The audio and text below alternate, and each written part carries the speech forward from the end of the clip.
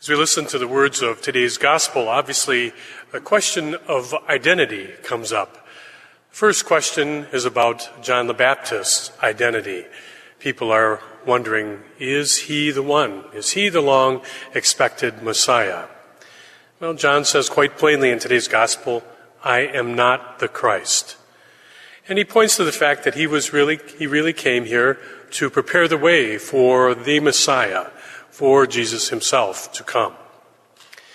We also, though, on this feast day of Saints Gregory, Nazianzen, and Saint Basil, also recognize the fact that in the early church they struggled with the question of identity, the identity of Jesus Christ. Who was he exactly? And one of the things that was going on during those days was that there was a priest by the name of Arius who was teaching that Jesus was a creature.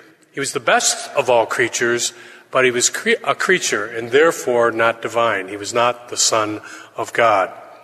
Well, both Gregory and Basil had much work to do teaching in this whole area, and both of them are recognized as being very good teachers to point out the fact and to help people understand that truly Jesus was the Son of God, that he could have both a divine and a human nature.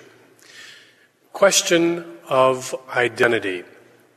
The fact that all of us are in this building this morning is because we identify ourselves as followers of Jesus Christ. We are his disciples. And being that that's the case, it affects the way we look at the world, the way we live our lives. Our speech, our actions should very much be affected by the fact of what we claim our identity to be. We are followers of Jesus Christ, and it ought to be obvious to other people.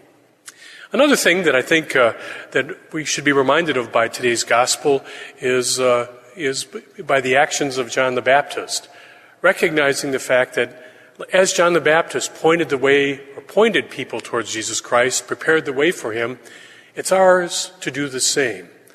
We want to let other people who don't know Jesus Christ to know about him, to let those people who perhaps have fallen away from their practice of the faith to come back and embrace their faith once again.